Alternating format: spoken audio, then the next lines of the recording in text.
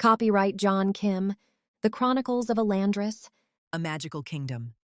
Chapter 7. Karkan, Orc Ambassador.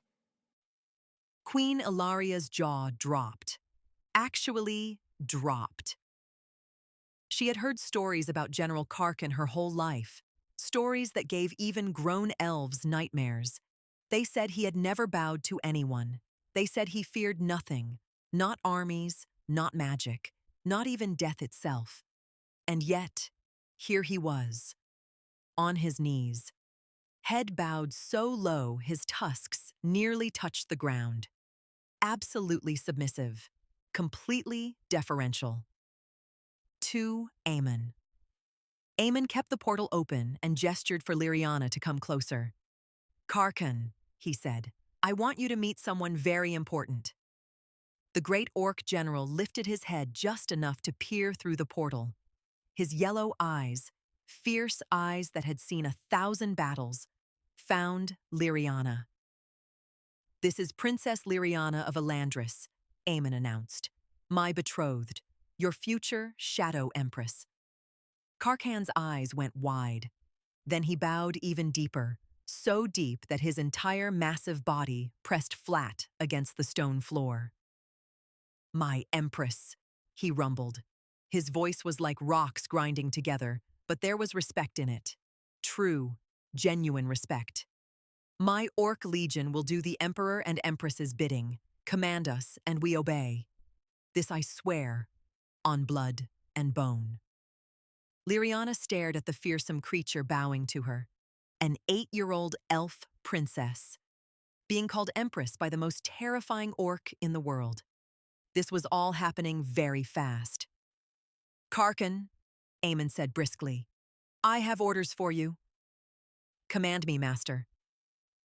"Send emissaries to the Elven Council and the Human Royal Council. Use my Shadow Black Seal." Karkan's head snapped up. Even through the portal, Lyriana could see the shock on his face. "The Shadow Black Seal, master. You have not used that seal in... I know how long it has been." Aemon's voice was calm, but firm. "The message will begin with the traditional words, 'Read and tremblingly obey.'" Lyriana had never heard those words before, but from the way Karkan flinched, she knew they must be very powerful, very ancient, very serious. "Tell them," Aemon continued, "that their master, the Shadow Emperor, wishes to meet with them, along with his dragon daughter Tiamara and his new betrothed, the future Shadow Empress. In one place, if possible. It would be more convenient for everyone." "It shall be done, master." Karkan's voice was steady now. "But how shall my warriors travel? The Elven Council is far, and the Human Council even farther. Have your orcs ride dragons." There was a very long pause. "Dragons, master?" Karkan's voice had gone slightly squeaky, which was quite something for an orc. "Tiamara's dragons?" "Yes. Time is of the essence. Dragons are the fastest way." Aemon paused thoughtfully. "But do remember to be good to the dragons, Karkan." "Very, very good. Dragons are partial to eating orcs." Lyriana thought she saw Tiamara's mouth curl into something that looked very much like a smile. Karkan swallowed hard. "Master," he said hesitantly, "we remember the Shadow Wars. We remember what the dragons did to our tribal leaders. My warriors may, that is to say, they may prefer to walk or ride our war boar." "I understand their fear," Aemon said, "but time is of the essence. The councils must receive the message before we arrive. If necessary, go yourself, Karkan." The great orc general, the most feared warrior in the land, gulped. "Myself, master?" "Yourself. On a dragon. It will make quite an impression, don't you think? The fearsome General Karkan, arriving on dragonback, carrying the Shadow Black Seal." Karkan looked like he wanted to argue, but then he looked at Amon's face, calm, kind, and absolutely unyielding. and all the fight went out of him. As you command, master, I will ride a dragon. He did not sound happy about it. Tiamara definitely smiled this time. One more thing, Aemon said. Tiamara, have your dragon legion fly to Sorath. Circle the kingdom. Make sure everyone sees them. With pleasure, Dragon Father. Tiamara's great voice rumbled with amusement. My children do enjoy a good flight. And Karkan. Yes, master? Aemon's voice grew softer, warmer. I need you to make Sorath a gift for your empress. Karkan's yellow eyes widened. A gift, master? The whole kingdom? The whole kingdom. It will be her first territory, the beginning of our empire on this timeline. For a moment, Karkan was silent. Then, slowly, he pressed himself even flatter against the ground, if that was even possible. He prostrated himself completely. Emperor, he said, his gravelly voice thick with emotion, I am but a lowly steward. I have only held Sorath in your name, waiting for this day. He turned his great tusked head toward Lyriana. Empress, he said, please accept this humble gift, the kingdom of Sorath, my allegiance, and the allegiance of the entire Orc Legion. We are yours to command. Our axes are your axes. Our strength is your strength. He paused, then added very quietly, just, please do not let your dragon daughter Tiamara loose on us. Lyriana felt a laugh bubble up inside her. She tried to hold it in. This was a very serious moment after all. But a small giggle escaped anyway. The fearsome General Karkan, conqueror of nations, was afraid of being eaten by dragons. I promise, she said, trying to sound as empress-like as an 8-year-old could, that I will not let Tiamara eat you, unless you do something very, very bad. Karkan actually smiled. It was a terrifying smile, full of tusks and sharp teeth, but it was genuine. Then I shall be on my best behavior, Empress. Always. Aemon closed the portal with a wave of his hand. There, he said cheerfully. The wheels are in motion. The councils will receive our message. The dragons will remind everyone of our power. And Sorath, your new kingdom, your highness, awaits. He turned to look at Lyriana with those storm cloud eyes. How does it feel, being an empress? Lyriana thought about it. Confusing, she admitted. And a little scary. And... She paused, searching for the right word. Exciting? Aemon laughed. That sounds about right. Power always feels that way at first. The trick is to never let it stop feeling a little scary. That's how you know you're still being careful with it. Queen Ilaria watched all of this unfold from the edge of the courtyard. Her daughter standing beside Tiamara. Her daughter being called Empress by Orc generals. Her daughter receiving entire kingdoms as gifts. It was overwhelming. Just 2 days ago, Lyriana had been a little princess who jumped downstairs and forgot to wear her slippers. Now she was betrothed to the Shadow Emperor, mother to the Dragon Legion, and owner of an entire kingdom. Ilaria suddenly felt very tired and very old. She was 437 years old, which was about 40 in human years. Not ancient by elven standards, but not young either. She had seen so much, done so much, made so many mistakes. And now her little girl was leaving, flying off on a dragon, to change the world. The queen's eyes filled with tears. But for the first time in a very long time, they were not tears of sadness. They were tears of pride. Go, my little star, she whispered, too quietly for anyone to hear. Go and shine brighter than I ever could. Tiamara spread her enormous wings. Above them, the Dragon Legion roared, a sound like 1,000 thunderstorms happening at once. Are you ready, little mother? Tiamara asked, her voice gentle despite its power. Lyriana gripped the scales beneath her. She looked down at her mother one last time, waved goodbye, and then turned to face the sky. "Ready," she said. Tiamara launched into the air with a single beat of her wings. The ground fell away. The palace grew smaller. Elandris shrank to a glittering jewel far below. And Princess Lyriana, future Shadow Empress, Dragon Mother, owner of kingdoms, flew off to meet her destiny. With a dragon beneath her, an emperor beside her, and a whole new world waiting ahead. End of Chapter 7. To be continued. The Chronicles of Elandris. A Magical Kingdom. Chapter 8. Read and tremblingly obey. It had been 50 years since the Elven Council and the Human Royal Council had met in the same room. 50 long years of arguments, border disputes, and hurt feelings. But today, they sat together in the Great Hall of the Council. Elves on one side, humans on the other. And for the first time in anyone's memory, they were not arguing. They were too scared to argue.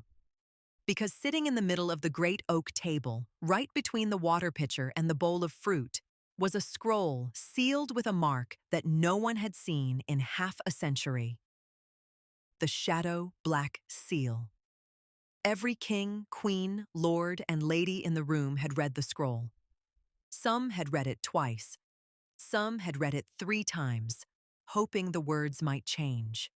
They did not change. Read and tremblingly obey. Those 4 words had kept the world at peace for 50 years. 4 words that meant the Shadow Emperor was watching. 4 words that reminded every ruler on every throne that there was someone far more powerful than any of them. And now the Shadow Emperor wanted a meeting. The elven lords whispered among themselves. "Now we know," muttered Lord Alinar, the head of the Elven Council. He was ancient even by elven standards, with a long white beard and tired eyes. "Now we know why the Orcs stopped invading, why the raids stopped, why the pillaging stopped. 50 years of silence from the Orc lands, and we thought they had simply grown tired of war." He shook his head. They did not grow tired of war. They were conquered, in silence, without any of us noticing. The human kings shifted nervously in their seats. 50 years ago, said King Aldwin of the Western Kingdoms, we knelt before the Shadow Emperor and signed the peace treaty. We thought that was the end of it. A formality, a handshake, and a promise. And the Orcs did the same, added Queen Miriel of the Northern Elves. But now dragons too? King Aldwin ran a hand through his graying hair. The scroll says, Tiamara, dragon daughter. Dragon daughter. The mother of all dragons calls the Shadow Emperor her father. A chill ran through the entire room. Lord Alinar spoke slowly, as if working through a nightmare out loud. The Orc Legion. The Dragon Legion. The Shadow Legion. He held up 3 trembling fingers. Any one of those 3 forces alone would mean a pitched battle for our survival. One dragon, just one, could devastate an entire kingdom. And the Shadow Legions, whispered Queen Miriel, were legendary. They fought humans, elves, and orcs all at the same time during the Shadow Wars. All 3 races, united against them. She paused. And won easily. Silence fell over the great hall. Heavy, suffocating silence. Who would have thought, King Aldwin said quietly, that orcs and dragons would unite under the Shadow Banner? We are no match for their combined force, not even close. We had best be on our very best behavior, Lord Alinar said firmly. All of us. No more petty squabbles. No more demands. We smile, we bow, and we agree to whatever the Shadow Emperor wants.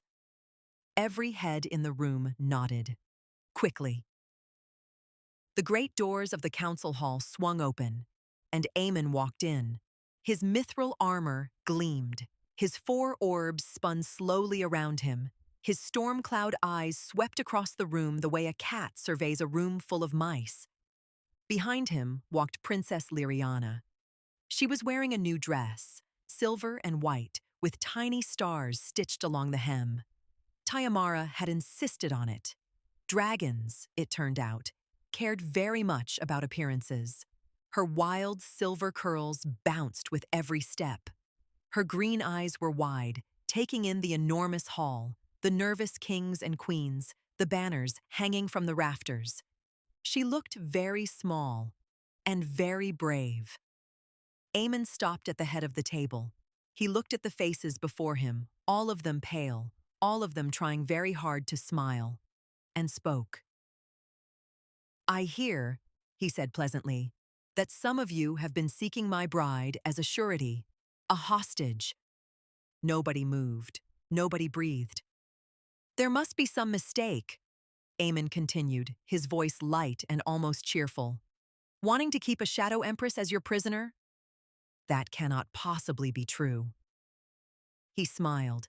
It was the kind of smile that made everyone in the room want to agree with him very, very quickly.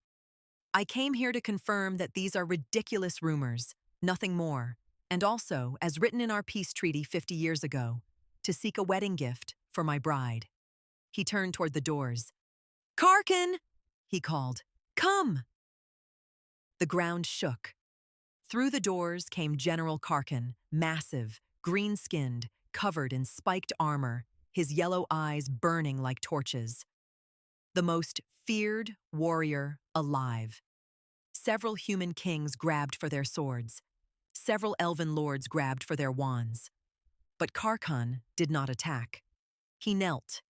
He bowed so deeply that his massive chest pressed flat against the floor, his tusks clicking against the stone.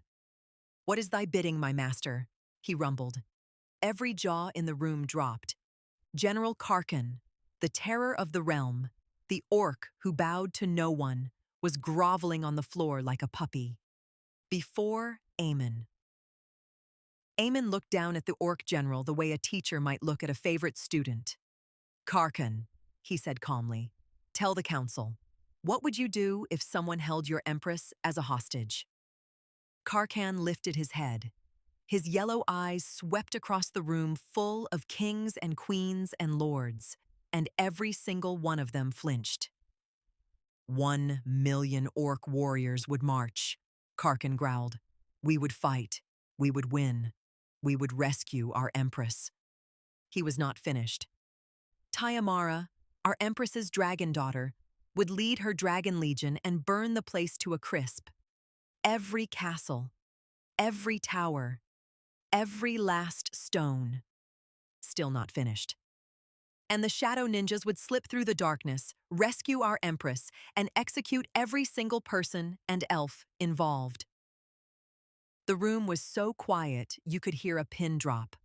Actually, a pin did drop. One of the human lords had been nervously fidgeting with a brooch, and it clattered to the floor like a tiny thunderclap. Everyone jumped. "Karkan," Aemon continued pleasantly, "can you tell the council what you are gifting your empress?" "Sorath," Karkan declared. "The entire kingdom, every mountain, every valley, every river. It is hers. We orcs are pleased and honored to be her subjects." Lord Alinar's hands trembled. He looked at the little princess standing beside the Shadow Emperor. This small girl with wild silver curls and spring green eyes, and realized with absolute horror that he and the other council members had demanded she be sent to them as a hostage. A hostage. The Shadow Empress. He pointed a trembling finger toward Lyriana. "Princess Lyriana. I mean, Empress Lyriana."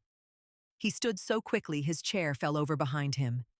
"Your Imperial Majesty is most welcome here, as a guest, an honored guest, the most honored guest in the history of this council." His voice was shaking.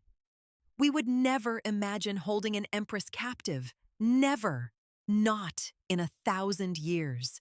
It was all a big misunderstanding, a terrible, dreadful, enormous misunderstanding.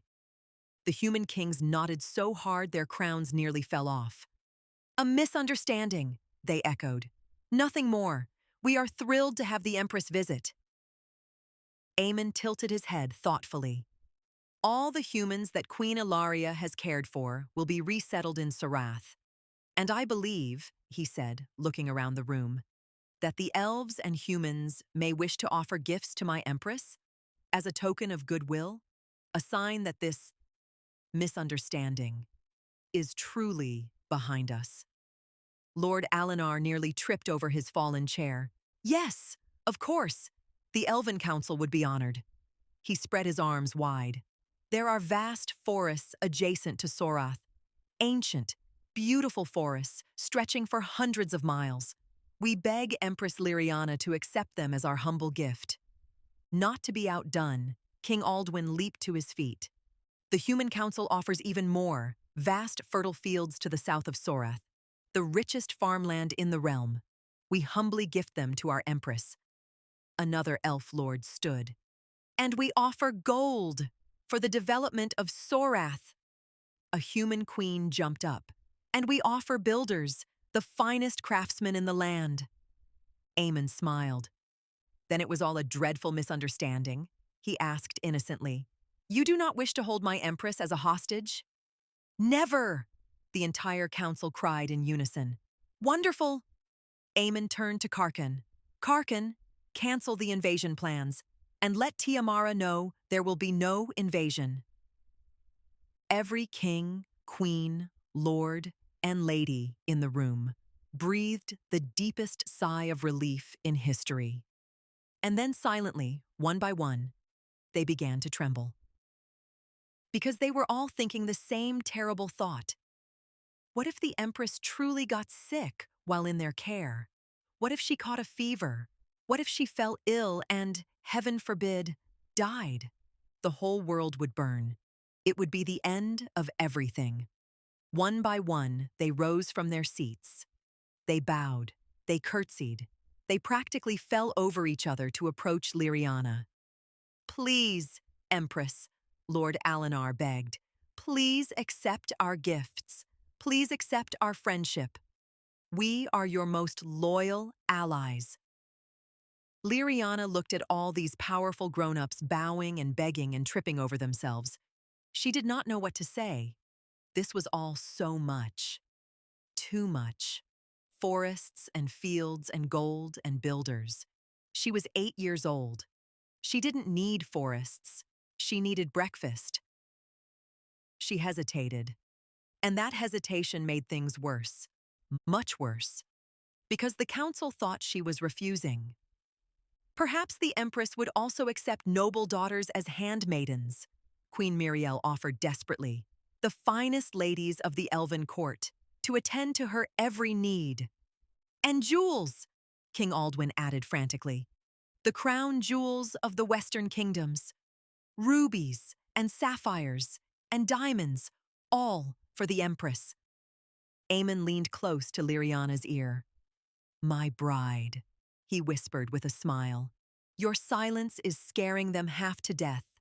Please accept their gifts before they offer you all of their kingdoms. Lyriana felt a giggle rise in her chest.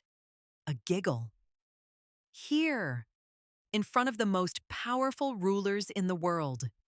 She bit her lip and fought it back. She straightened her shoulders. She lifted her chin. And in the most serious, most empress-like voice she could manage, Princess Lyriana of Elandris spoke. Thank you, Your Majesties, for your most generous gifts. She paused. And thank you, most of all, for the greatest gift of all, the clearing of this misunderstanding. She smiled, her bright, warm, Lyriana smile, the one that could light up the darkest room. And every single person in that room, elf and human, king and lord, queen and lady, smiled back. Because when you have just avoided being burned to ash by dragons, even the smallest smile feels like the most wonderful thing in the world. End of Chapter 8. To be continued.